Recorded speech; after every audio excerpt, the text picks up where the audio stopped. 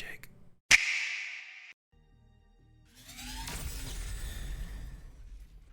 G'day legends, we are here for another free-for-all and this one is as good as predicted. We have one of the best free-for-all players in Beyond All Reason with a filthy OS of 76.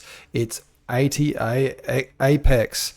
This is AllReasonNoLogic, hosted by Pradith and myself, Twig. If you want to learn exactly how to play an FFA, we're going to be keeping a close eye on Apex because this is the guy to watch and this is the guy to learn from. Haven't seen any replays of his online yet, so this could be a great opportunity to boost your skill and learn a little bit from one of the pros. Jumping around the map quickly, we have a mix of random players from the community as well as some AllReasonNoLogic community players such as Pigs, Black Death, and Winera, as well as B-Bomb. So let's give those guys a bit of appreciation in the comments for joining this one against such a high-level player. I think we've pretty much know who's going to win this one, but I would like to see who of these four players around the outside from AllReasonNoLogic lasts the longest. And by the way, we're on Krakatoa version 2.0 for those wondering. One of the things to bear in mind, though, is that a win and a loss is just a comm snipe away. So even one of the best players in the world, particularly if he's facing people that he doesn't quite think are, well, up in the top tiers, he may leave his comm somewhere that's vulnerable. And with so many players around the map, it's very possible to end up with your comm in a position that you're unprepared for. So even though we think that the end of this game may be predetermined by the OS, it's still possible to see a win from someone else. But looking at what he's doing at the start, we have very early greed, started using a Lazarus to get as much energy as possible, and powering out lots of bot labs. Super vulnerable to early game aggression. Ticks or grunts coming in here could do a lot of damage. This is 4 construction bots coming out. So Who's that by? I missed that, sorry. From Apex, 4 construction bots. Greedy. Very, very greedy. And straight into a build turret as well. I do think the left-hand side of the map down here is at disadvantage because Mako, we have an odd number of players on the map. Starting in the upper realms of Krakatoa, does have the advantage to get up onto that hill quickest and get that 999 metal. A lot of metal to pick up around the map as well for all players. You can see 200-ish in each base to start with. So that definitely helps with these early greed. With this early greed, it might actually be why he's picked early greed for the start of this match. But pushing a couple of his units out to the bottom and sending a builder to follow them, and then his comm up towards the top. He's expanding in both directions as quickly as possible and leaving builders back in his base to get wind. He's left the wind inside the build radius of the construction turret, but he's got the construction turret focused on the lab at the moment to guarantee those units. Just relying on that Lazarus for as much energy as he needs. Just realised we've got Mako in here as well, an AllReasonNoLogic member. Shout out to Mako. Sorry for missing you, Mako. We've been running these for a little while today, and we didn't see who was jumping in and jumping out. Mako, the second highest OS here at 24, just to show the massive difference that Apex has over everyone else. Already going in with his commander straight into Blue's base. Wow, that is aggression. Going to be taking out this LLT with the commander, trying not to lose any units, and knowing that the commander will heal. Baby Oil, the blue player, has seen this coming and is all of his units are on the top part of the map trying to deal with Marvin. A couple of Centurions, one taken out by the comms D-gun, but they are fighting right on the edge. Oh, manages to get out with a quick little move with the transport, so he'll be in the game, though starting a little late. But Baby Oil's base has been taken out. One thing to look at is a lot of damaged units, but basically nothing lost because he managed to keep the units away from the building explosions. So great little micro, and if you look, all of these units are out doing the things they need to and running away from the units they're going to struggle to fight, which is those Centurions. If we look at the mini-map, you can actually see that Apex is essentially controlling a fifth of the outer ring already. Absolutely crazy for 5 minutes into a game. And no defenses. Everyone picks on me for saying, why don't you ever build LLTs in your base? Just relying on those outer rims of the extent of his boundary to defend those rather than in the main base. And using the radar to know what he's up against from the yellow player. In this case, it is pigs. And now that he's seen all of these pawns sitting there, getting some LLTs and even some walls in the queue, as well as a beamer. So just going to let that hold his back line while he keeps marching on through and taking this front area. After Looking that back action in, early on, I'm surprised no one's died yet. and looking back into the base, we just have a storm of eco. One thing that you'll see is no converters. So at the moment, he has 511 or 500 plus energy income. It's going up because the wind is going up, and for the longest time, he was also consuming very similar. So he's playing for total consumption as compared to total conversion, just relying on the mechs for metal. So no wasted time, no wasted energy going into conversion. Definitely some energy going down the toilet, but overall just playing with as much metal as he can. Marvin hiding up in the top left, taking his commander all the way around the map to where he might feel is a safer spot to restart the game. Lots of rocks on these islands to get him back into the game, and with with tidal on this map being 15, probably still better to go for that wind. See if he can manage to fight his way back into the game. Looking at the rest of the map quickly, a lot of safe expansions going on from a lot of the players, and still the large number of rocks at the top of the map have not been Missed it. taken. Our first commander going down. Green just dying to some grunts. Oof. And the dark green player walling himself into his base and just fighting up towards baby oil. Commander can be outpaced, I think, by these. What's the speed for a commander? 38 compared to the maces, 46. So baby slowly oil. but surely, the maces will catch up as long as they're on a move command, and they keep updating that move command to follow the comm. That should be a dead comm after a short amount of time. Comm now in range, but the units not fighting efficiently at the Looks moment. like Coming Pigs, around a the yellow corner. player, did push on some of those LLTs, but lost a lot of them, so going back into a retreating position. Took the builder. Oh no, maybe not. The builder is coming back and getting those walls up. Mako And into an air now, transition, and looking back at our feature player, Apex, into that T2 already, transition and going for that economic expansion, knowing that he's got map control right now. yep, consolidating all of that territory with T2 and finally getting energy conversion now that the lab is up. B-bomb Going on to the be reclaim command. I would like to see that other commander that he just took out resurrected, so he's got a backup commander, but going for the option of reclaiming rather than resurrecting just for that extra metal. Hopefully that's funding a few T2 units now that he's T2. Yep. You have to have a comm up for, I believe it is, I am loving what's happening down south. Sorry to interrupt. We've got no, Black Death's usually a go. very defensive player going in with an absolute massive pawns and doing devastating damage to Winera. They are quite closely clumped together though, so we could see some splash damage if they're But spread the out a little bit more. the comm is nowhere to be seen. There's nothing in this base that's going to stop this push. And this is fantastic out of Black Death. Usually goes for stronger units and later pushes, but these units have gotten in and they are dealing the damage, losing a lot to that Fiend, but still plenty there to deal damage. And it looks like it's going to be a complete and total base destruction for Winera. We'll see whether he can survive on that island. Having a quick look at the red player is getting back into this same way as well.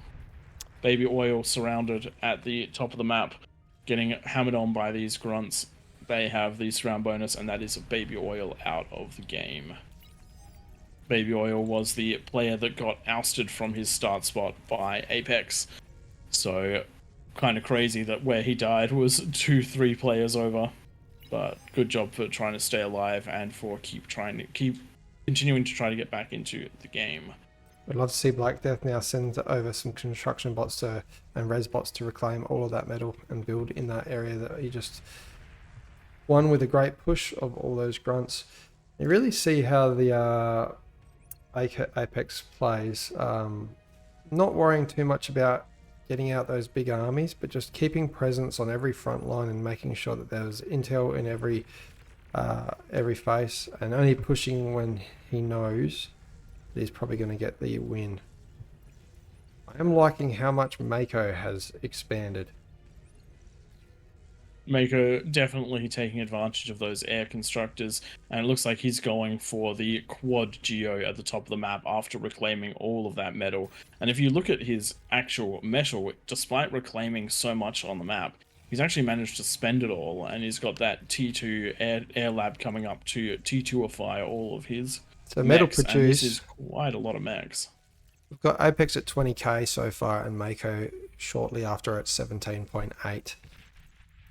But that is huge compared to the rest of the players. Only one person above 10k at this pay, other than those two above 10k, and that is Windows Tech Support. Don't forget, call that number if you ever have any issues. They'll tell you to turn it off and on again, and you should be good to go. Windows Tech Support with similar gameplay style, focusing on those smaller armies, T1 armies, just making sure that every front is somewhat addressed. Well, if you look at the time spent in game, both Windows Tech Support and Apex are both right towards the end of Silver Chevrons, as is Mako. So they've definitely had the time to get up and running and to learn that one of the best ways to play this game is to own more economy than the rest of the team. Windows Fight Tech going on in Support the top resurrecting the commander whilst his army is engaging on pink. So now he's got two commanders. I'm surprised his OS is only 17. Maybe he doesn't play ranked games, because he's definitely playing like the second best player in this map. I would say he just doesn't play FFA games. His playstyle certainly lends itself towards being quite high up there. So perhaps if we had a look at his open skill for team matches, it might be very, very different. And apologies for addressing everyone as he. We just go by the general stereotype of gaming. Not to mention, I think everyone that plays regularly with the channel is also a he, so just comes out by default. Okay, going into the Oracle and a couple of Lynch Bombers. We know what that means. It's a good way to take out a commander. All you need is 2 bombs coming out of the bottom of the atomic bomber, and that is enough to take out any commander. Doing 60% damage roughly per hit. And with no air particularly spotted or accounted for so far in the game, it's a great way to get a snipe on some of the stronger players. If you look at where the comm is for Apex, sitting out in the open, nothing defending it. Also hard to find in that case, but nothing defending it. And if we look for Windows Tech Support, on the front lines, lots of ground defenses, but no air defenses. So both of those great targets if they can be found and taken out. Pigs shelling the base, shelling the low ground area, the back area of Apex. And we'll see whether he manages to get much done, but now a lot of those units in range of a pitbull, so a lot of that shelling power has gone down. I do wonder if Mako had that advantage, because he does start with a Geo. Very potentially. He also has that middle ground position with all the metal and all of the additional geos. So definitely could absolutely turn that into a huge eco lead, provided that he plays smart and with all the defenses around, and in fact, very little in the way of army. So different sort of style, and it looks like we have those liches heading on out towards Black Death's base. They've seen the comm, they are zeroing in on the comm, and 2 nukes. Oh, one of them does go down before getting its payload off. That is not a dead comm, just enough anti-air from Black Death to stop those liches. Needed one more or a tiny bit of air cover. The chainsaw coming in absolutely clutch there for Black Death, and he should be able to get a decently full repair on. He's got plenty of builders to assist if he wrong about chooses how to. much damage those do. That actually took out 85%, I think, of the commander's health just from one bomber. Which is very, very strong. The game has slowed down as the players are moving into their T2 economies. We do have pigs still on T1, unfortunately, just huddling up in that little corner of the map in Krakatoa, and now the rattlesnake and the pitbull taking care of those T1 units. Not much you can do about that at this phase of the game. You mentioned that one of the play style of what looks to be our better players in this one, Apex, Mako, and Windows Tech Support. It's all a lot of scouting information and a lot of knowledge. Black Death's That's just something getting which... targeted again, and I think this might be the comm with... Oh, so close. Unfortunate. So close. After such an aggressive play, needed to put up a bunch more anti-air as soon as those atomic bombers were sighted. What I was saying was, Pigs has a huge amount of space to expand to. He's got the entire southwestern coast to expand to, but he doesn't know that, and that's what we were talking about with the higher OS players, getting that scouting information, getting that knowledge out. They're taking every advantage they can whilst trying not to lose units at the same time. Very interesting to see there's no aggression between Windows Tech Support and Apex. I wonder if these guys know each other. I mean, almost certainly they were chatting quite a lot in the lobby, and they were definitely and they definitely wanted us to wait for Windows Tech Support when he dropped out. So it could be that. But also, we're not seeing any aggression out of either of the players to anyone. So they're Most just of that sitting coming walled. from Mako with those atomic bombers. And wow, that's a lot of metal overflowing right now. Need to get some build power up. Yeah, only 14 build turrets, not all of which are in range. With all of that eco coming in, you definitely need a lot more than that. But no T1 lab, so he's got to use just the constructors that he has, which are out getting more metal at the moment. But yeah, definitely, there we go. We see some build turrets coming down for him, so realizing that weakness very quickly after we did, and acting on it. No, the players can't hear us, for anyone wondering. We are in a different channel. Mako going into a second air lab now, advanced air lab, not being able to spend that eco. And you can just see how fast he's expanded out with the air, building on all those mechs points on the bottom quarter of the map, now taking up the biggest portion of the map out of all the players. Apex, though, was definitely the strongest economy, going into the third APHIS, and also going into air. I think that little bit of game experience knows, oh, there's some commander snipes happening, I better get some fighters up just in case. Definitely happy to sit back and eco, and I don't blame him with the very little in the way of aggression coming through. Sorry, Winier is being targeted by the atomic bomber, and I think Mako, the pink player, just guessing where the commander is based on that advanced sonar plane. Knowing there's a commander there, that is nice gameplay. I'm just going to switch to player view. And that is the final nuke down. Manages to take out Winera, leaving this side area open. So unfortunately, Winera not able to get back in the game. Having a quick look up at the top of the map where the red player escaped to, considering he only has 1 mech, he's doing quite well, just getting T2 up now, converting that into a T2 mechs. Could, because he's being left alone, very, very much so potential that he could come back just by ecoing. But at this stage, the current front runners are Windows Tech Support, Mako and Apex, with all of them over, well, Windows Tech Support just approaching 50k metal, so big leads for these players. It's interesting. Apex, I think he's like established dominance in a portion of the map and thought this is enough area to really make my eco go boom, and instead of expanding out, that's the buffer zone that he's created for himself from his main economy, and thought, okay, let's hold this line and focus on getting real big eco going and going into a nuke. Oh, is there any anti-nuke up around the map? Doesn't I look like can't there believe is. that. So all those planes are going to be great for scouting, and he should be able to get a great nuke off. The player he really needs to target is Mako. If he manages to nuke Mako, that's his biggest threat out of the way, because Mako, because of those geos, because of this map control, is actually doing very, very well. Scouting push into B-bomb's base, nuclear bombers sending off their loads before they're taken down by the air, but B-bomb smartly hiding his comm, setting it to cloaked so the snipe did not happen. That's one thing you should definitely do if you see those liches coming in. Hide your comm at all costs. An air Navy transition now out of Apex.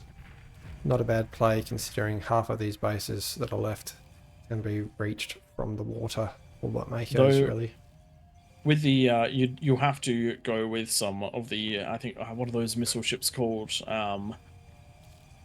Because you'll need a high angle of fire to get to the high ground. We've played this map before and found that even units like destroyers can struggle to get their fire where they need to be. I think the battleship will get it up to that second range just. We'll have to wait and see if the game even gets to that phase. 37 gunships out of Mako at the moment, just getting ready to act on wherever they are needed. We'll see what they do. Looks like they're heading towards Pigs' base. Pigs not going to have what it takes to defend this. He really has been starved off. And that scout is coming in. They have locked onto the comm and they're going straight for the comm snipe. And there is not any anti-air that's going to be able to stop this, not with that many gunships and not with the amount of time Pigs has from when he saw the push to when it takes over. So that is going to be Pigs out and out. A nice quick pull away from the gunships. That's some experience.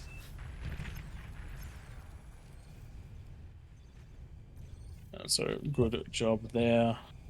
Apex commenting that Mako already gave himself up. Not really sure what he's saying by that. But we will see. Let's have a look at the player view for Mako.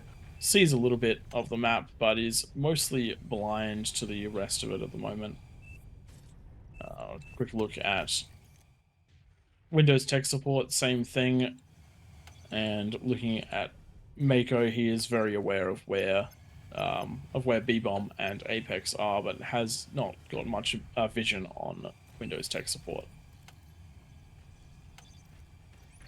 B-bomb stuck in his little corner trying to get his T3 eco up. Aphis coming down at this point. He definitely needs something coming on in. Big fighter swarm coming across from Apex towards Mako. Not enough air to intercept this out of Mako. There is a lich mixed into this. Just going to point out there is a nuclear bomb almost loaded. We might not need to use it though with the lich, because I think we're going to see maybe 2 shots to take out an Aphis. And that's bulk of the eco. Yep. Oof.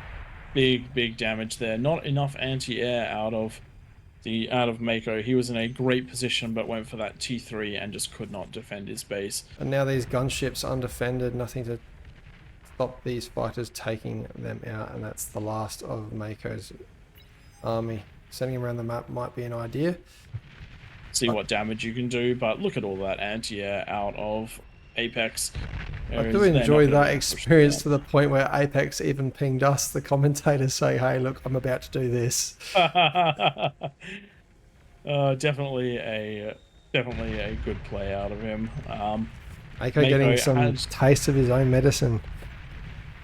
Mako had the ability to win this game, but he didn't have the decision making that a player like Apex seems to. Absolutely almost perfect play out of Apex. That early aggression into mass expansion has had him ahead in every step of the game. And even though Mako was responsible for taking out most of the players, he wasn't able to defend himself against the air. Something which we see a lot out of air players is a defensive screen, but very rarely do they actually use their air quickly. Mako got that defensive screen up, immediately went into the units he needed to take on at Mako, and then pushed out as soon as he got them. He didn't try and overcommit, and just set himself up for that play. B-Bomb up to the AFA stage of the game, and Marvin, TMB, finally getting some T2 eco finished. Props to Marvin not giving up and just going out to that island and trying. I wouldn't mind seeing Naval out of him there. He says he's playing SimCity. Quick look at the incomes. It's 400 for Apex, 250 for Windows Tech Support, 100 for B-Bomb, and 29 for Marvin TMB. So what we need to see is some strong aggression between the green and the between Windows Tech Support and Apex. Apex definitely does have what he needs to take out green at the moment, still having the leftover units from that attack and a larger air screen. Doesn't look like there's a lot of flak on the ground from the green player, so the air should be very effective. Green hunkering in there with some pulses, nothing getting past those. I think this is definitely a case of we're going to see these couple players on the left taken out, and then these, what I assume are friends, tackle each other 1 versus 1.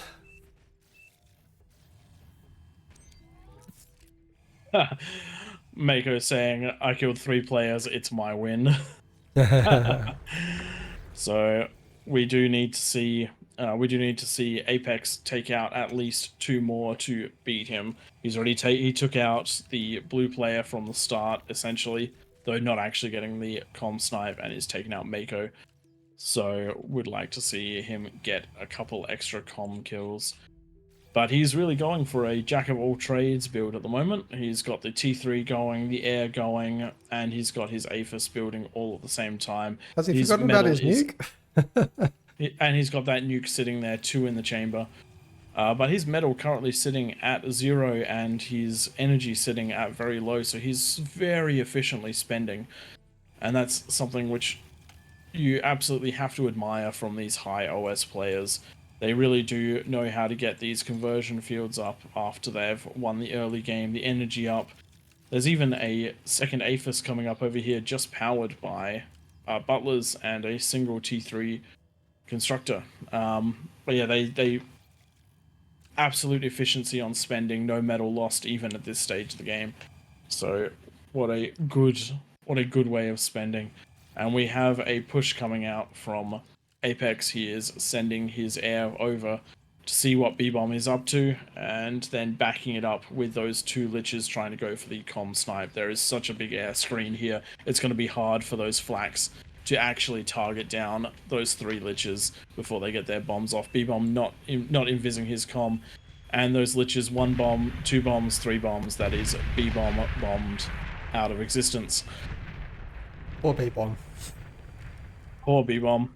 Didn't stand a chance against that one, but good on him for trying to get those APHIS up, but much more air defense needed. When you've seen many players get taken out by air, you definitely need to power on through all of that air defense. And now we will see what happens as the 2 remaining players. I'm sorry, Marvin, you're definitely a remaining player, but you've admitted to SimCity, so I'm going to count you out at this point.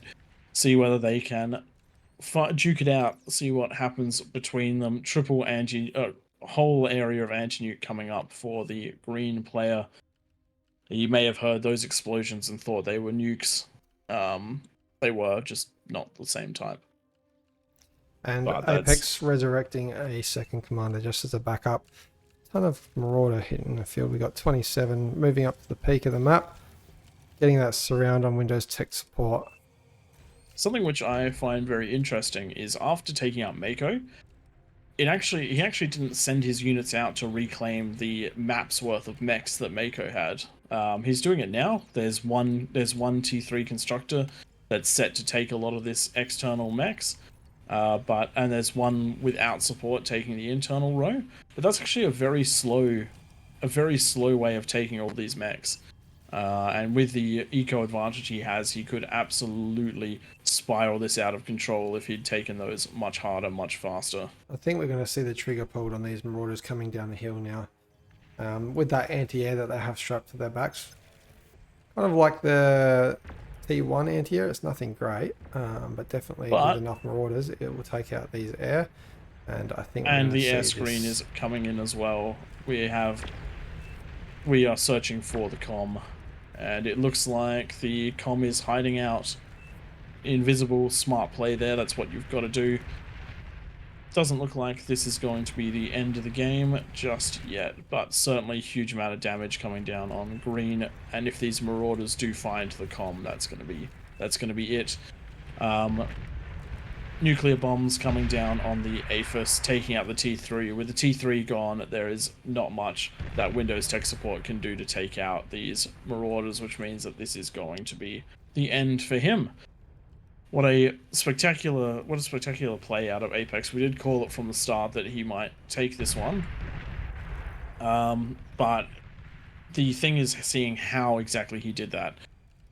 It took a section of the early aggression to gain extra space. Then with that extra space, he controlled it, he scoured it, he knew what was around him, and then he expanded really hard, focusing all that additional metal from taking the other bases into getting his eco up and starting that advantage. Once he had the advantage, he really pushed on through and kept it the entire game.